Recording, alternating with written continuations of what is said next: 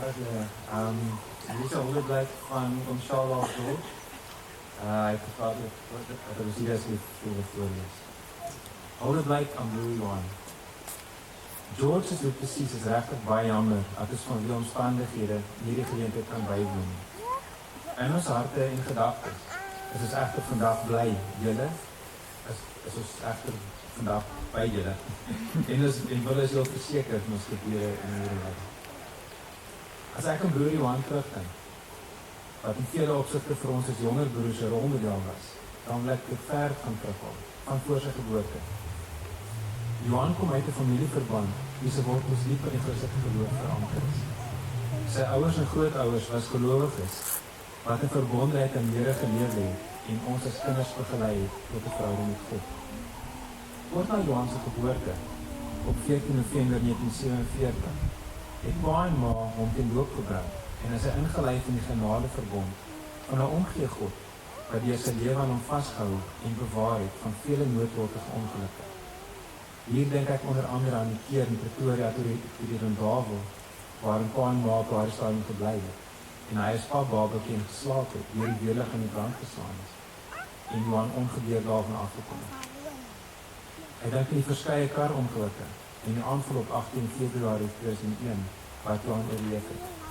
Alles so duidelik te danke aan die hand van die lewende God wat op Johan gerus het. Alle eer aan die Here. Ek het vir Johan van kinderdae leer ken as 'n baie konsensieuse persoon wat nie skaam was om hard te werk en sy beste te gee vir dit te aangepak het nie. Hy het goed presteer op skool en sy BSc landbougraad aan die Universiteit van Stellenbosch behaal. Sy boerdery en die sukses wat hy daarmee bereik het, was dan ook 'n duidelik bewys van sy hardwerkendheid, goeie beplanning en deursettingsvermoë.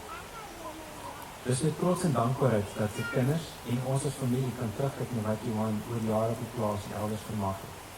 En ons vertrou dat die span aan wie hy die stokkie oorgegee het, en dit met dieselfde ywer en nougezetheid sal voortsit. Nou kan ek dit vir jaar sê. Johan was nie 'n goeie broer nie, hy was ook 'n entrepreneur by uitstek. Ons sien dit in vele projekte wat hy oor jare aangepak het. Sommige het die paal gehaal en ander was 'n groot sukses. Hy was nooit bang vir uitdagings en daarop floreer om nuwe dinge aan te pak en te kyk hoe dit kan ontwikkel en uitkom.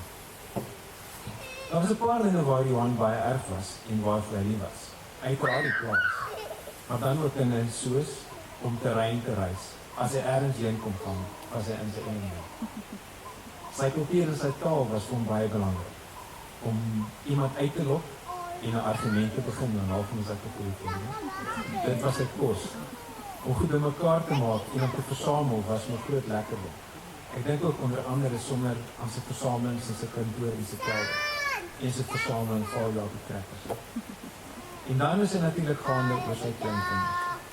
Hy het nou die dag nog vir my gesê dat hy nie besef dat hy nie vir altyd op die plaas sal kan bly nie, maar dat hy het so geniet om die kleinkinders op die quadbike op die plaas om te ry.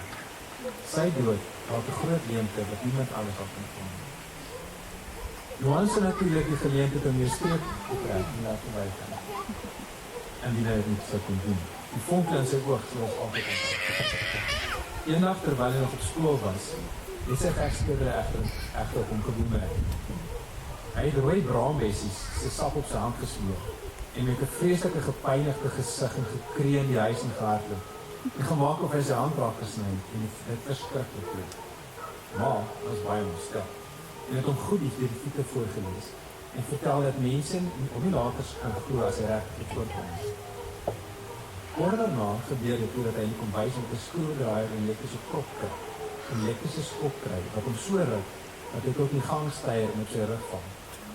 Aanvanklik het almal gedink hy maak weer 'n grap, tot hy besef het wat regtig gebeur het. En hy het dit geskop en gewees. Johan lief as 'n gasvry sal hy altyd onthou. Die lekker saam kuier, saam eet en die altyd sy vrugte wat maar die kuier saam gegee het. Ja, en so het ons Johan oor die jare leer ken. 'n broer, 'n egmaat, 'n pa, 'n oupa en 'n vriend. Of jy kon reken, en die se hand altyd oop was om te help en ondersteun waar hy kon. Vir ons as broers met ons vrouens was 'n groot voorreg om Oktober nog met Johan by en hy baie te kon saamkuier. Volgende jaar gaan sy plekkie leeg wees, en ons gaan hom mis.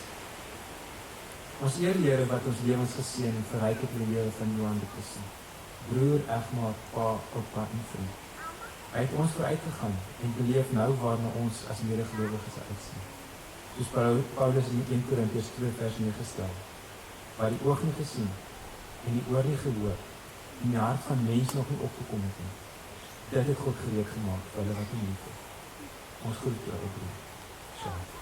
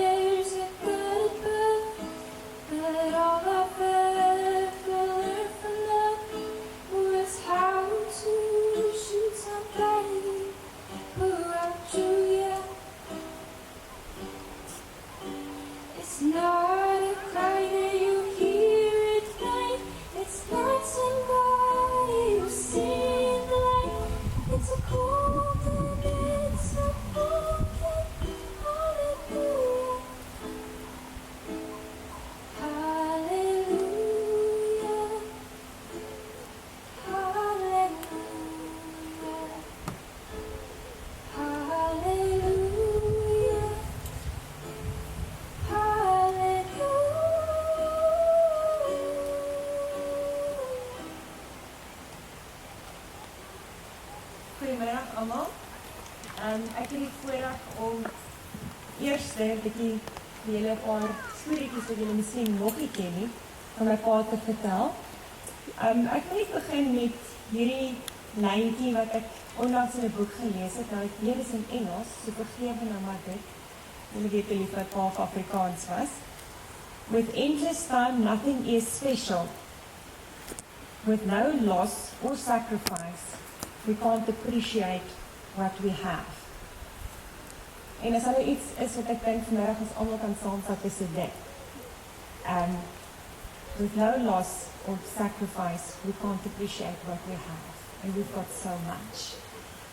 Pa Johan, ja, tyd en woorde is te min om reg te gee aan die persoon. Pa Johan, oftewel oupa Hagar, soos wat ek hom hier op aarde geken het. Met gusto en energie het hy my, en ek is seker elke liewe persoon met wie se pad syne gekruis het, vermaak, gemotiveer, berisp en liefgehad. Sy groot hart het niemand ooit met die hande in Montrose laat wegry nie. En ook as hy by ons kom kuier het, was daar maar altyd 'n ou boksie perskes of pere of blouwessies of wat ook al, op die agterste sitplek van sy geliefde Prado op sy Jimny. Nou gepraat van die Jimny, hy het mos maar altyd gedroom oor sy Porsche. Maar ek dink toe hy nou later die jare sien hoe moeilik is dit om in Malika se Polo in te klim, toe bestel hy maar vir hom die eerste Jimny wat in die nuwe reeks gemaak is in Suid-Afrika. So'n bietjie hoor. Oupa Hagar het 'n nuwe rol ingeneem toe die eerste pikkewyntjie in 2004 gebore was. Nou voor geboorte het hy al vir Alana stories begin skryf. Hy het die grootste banier ook laat verf om ons hier op die plaas te verwelkom met haar eerste besoek hier op Montrouge. Lena, en ek kan nie onthou wie die tuinman was nie, ek het net geskryf Bozo, maar ek weet nie of hy was nie. Ek dink hulle was 'n bietjie laat met die banier se geverf en toe die ding, toe hulle sien die kom ons kar aan toe, moes die een in een punt vas en die ander in die ander punt vas en hulle moes langs die kar aangehardloop gekom het. Weet met ons wat nou op die plaas gearriveer het, was 'n drente gedoente gewees en oupa daar uitgestorm. Baie groot sy eerste kleinseun Thomas, het hulle by ons in Skotland kom kuier en hy het Thomas se eerste rooistel Ferrari karretjies kom aflewer. Thomas was seker so 10 weke oud. Soos wat Thomas ouer geword het en begin belangstel in sokker en motorwedrenne, het oupa Hagar lang gesprekke met hom begin voer oor Messi se laaste doelsukses, Barcelona, Liverpool se ranglysposisies, oor Schumacher en Hamilton. Hy het ook nie gehad oor almal. Natuurlik alles in die koerant nagelees en hy was glad nie 'n sokker aanhanger voordat Thomas op die toneel verskyn het. Nou moet ek seker eers vertel waar die naam van Hagar vandaan kom. Ek weet die hele dan se al daaroor gewoond het. Nou in 1993, dit was aan my matriekjaar, het ons die epiese avontuur deur Zimbabwe en Mosambik as 'n wintergesinvakansie aan belewe. Nou buiten, dat die breinkombi in Mosambik gebreek het en ons agter op die sendingstasie se lorry kombi en al bo op 'n tankshaal en natuurlik op die kombi bo op die lorry agter opgesit. Weer terug Suid-Afrika toe. Het ons voor daai tyd langs Manapools, dis nou daar Noord-Zimbabwe, 'n bietjie gewild gekamp saam met Ontarka. Nou Ontarka, wat se naam eintlik Leon Loucher was, dit het ek nou nie eens later jare agtergekom, ek het gedag sy naam was regtig Ontarka. En oom Ferdi en dan ook iemand anders wat ek nou onlangs bietjie mee gekommunikeer het, Johan, hulle sê Johan Borsleen, en ja, ek het hom nog nooit ontmoet nie. Hulle was kamermaats al dagbreek, en soos wat ons kinders nou groot geword het, het ons ook natuurlik vriendskappe met my pa se vriende se kinders aangeknop. En dit was nou hier waar ek en Tarka se dogter Rienke en ons canoe agter pa Johan, en ek dink Johan was op die voorkant, so hy het nou daar met sy hoed, jy moet nou maar die pietje, en groot roeispaan in sy canoe geroei, en Rienke het op 'n kol gesê, ja, hier lyk hy nou net soos ou Hagar die verskriklike, wat in hierdie canoe besig is om te roei. En dit is waar die naam vandaan kom, en die naam het gebly. Almal onthou dan seker nog pa Hagar se 60ste verjaarsdagpartytjie wat ons met gooi in sakke en plastiek sakke en ek weet nie wat alles is aangehad het, die groot hoedens op die kop, het ons hier 'n lang tafel spitbraai gehou en dit was 'n vreeslike Hagar, die verskriklike partytjie. Nou almal het hulle self omtrent dood geskrik en toe daarna dood begin lag, toe Hagar die verskriklike 'n groot hap uit die eerste skaapbout uitvat en dit het vir sy kamerade om die tafel begin aanstuur. Dit was omtrent snaaks. My pa was beginsel-vas. Hy was 'n man van integriteit. Iemand wat homself bemoei het met die bou van tradisie, kultuur, die taal van ons land en godsdienst natuurlik. Maar in die taal van ons land, sjoe, die arme Skotse kleinkind. Nou praat hulle almal Engels, maar as oupa op die telefoon kom, probeer hulle regtig om hulle beste Afrikaans te praat met hom. Eventueel, sy plaas Engels het hom nooit terughou van kommunikeer en connect met mense wat van reg oor die hele aardbol nie. Was dit nou nuwe vriende wat hy tydens 'n buitelandse kuiertjie ontmoet het? Of was dit gaste wat hy volhartig op die plaas ontvang het? Sy liefde vir braai, kuier en gesels het baie verhoudings gebou. Vir ons het hy sy liefde vir die grond, die berge, die reuk van die Kaapse fynbos diep in ons DNA ingewortel deur al die harde vasbyt avonture. Ons was in daai kombi en ons moes berge uitgeklouter het, ons moes paalbande deurgewag het en ek dink Marlita kan van nog baie dinge getuig. Maar langs Stowberg en Namibiese paaie, uitslaap onder die sterrenhemel en op die keerkant van sy lewensminster. Die klank van Sondag klassieke musiek, familie-uitstappies na die aardskyk, en in later jare was dit 'n groot gewoonte om al die kleinkinders ook saam te vat. 'n koortoer na Johannesburg saam met sy kleindogter, sy liefde vir interessante feite, algemene kennis en veral raaisels. Moet asseblief nie vergeet van die ure en ure se kampvuurkonserte nie. My hoogtepunt was altyd as hy vir ons die storie. Nou, die van julle wat die storie ken, sal weet waarvan ek praat, vir die ander moet julle nou maar later miskien vra. Maar die storie van die oompie met die spraakgebrek wie die pypie moes gebruik het. Daai storie het hy met groot kleur en geur altyd vir ons vertel. En veral langs se kampvuur. Pa Johan was nie bang om nuwe dinge uit te toets of te probeer nie.